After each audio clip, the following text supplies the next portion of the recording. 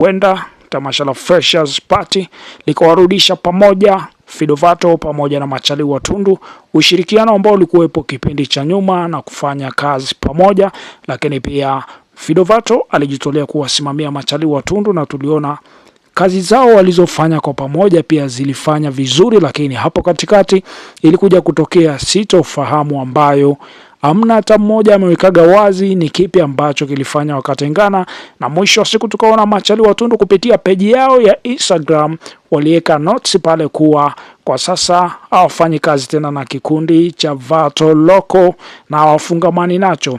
Sasa ni baada ya muda mrefu sana, miaka kama miwili, tumeona wanaenda tena kwenye kazi ya pamoja, show ya pamoja ambayo wapo wote, na kikubwa kilichowafurahisha wengi kwenye mitandao ni kwamba Fidovato ameweza kuposti picha ambayo inaonyesha hata kuwepo kwenye hiyo show, lakini pia ameposti picha nyingine ambayo ni posti ya Machali wa Tundu wakiwa ni moja kati ya washiriki kwa tamasha hilo la Freshers Party ambalo linatarajiwa kufanyika Februari 13 ndani ya jiji la Arusha. Sasa baada ya Fidovato kusambaza posta yake kuwa atakuwa miongoni mwa wasanii watakao perform kwenye tamasha hilo, posti pia picha ya Machali wa Tundu kuwa nao pia watakuwepo, na maoni ya watu yamekuwa ni mengi, na huyu ni moja kati ya mtu ambaye alitoa maoni yake kwa kusema, leo umewaposti madogo, kweli umefungua roho.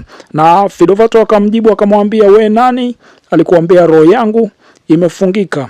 Sasa kipindi cha nyuma kabisa Kiswahili TV tulifanyaga mahojiano na pande mbili tukiongelea bifu hilo. Je, chanzo ni kipi na ilikuwaje wakaacha kufanya kazi? Mwanzo kabisa tulianza na Fidovato.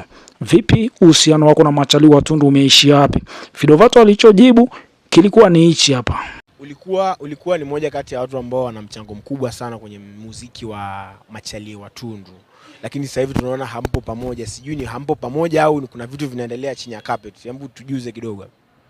Hayo ni mambo ya Mungu tu hiyo. Sasa hivi sema track inatoka karibuni hapa mzee, ilo li video mimi na Raiwinya. La kufa mtu. Yaani ni kazi, tega sikio Jompa. Wewe na Machali wa Tundu you're good. Nani hao Jompa?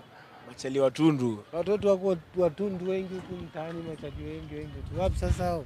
Machali wa Tundu ulopiga nao cha Urukokola. Urukokola ni ngoma yangu, mimi sijapiga na mtu wote.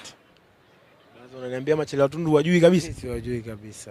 Lakini ikawa imepita muda fulani pia tukafanikiwa kukutana na Jose G wa crew ya Machali wa Tundu, naye pia alisema kuwa yeye hajawahi kufanya kazi na Vato Loko wala Fidovato. Jose G huyo hapa. Sasa hivi mnafanya kazi, mna record label au pia mnajisimamia wenyewe? Kwa nini? Wewe before ulishaniuliza hiyo kipindi ulishaniuliza kama na record label au sina? Kipindi cha nyuma tuliona mlikuwa mna ushirikiano na Vato Loko. Uliona makaratasi? Mlikuwa mnafanya nao kazi. Uliona makaratasi? Lini?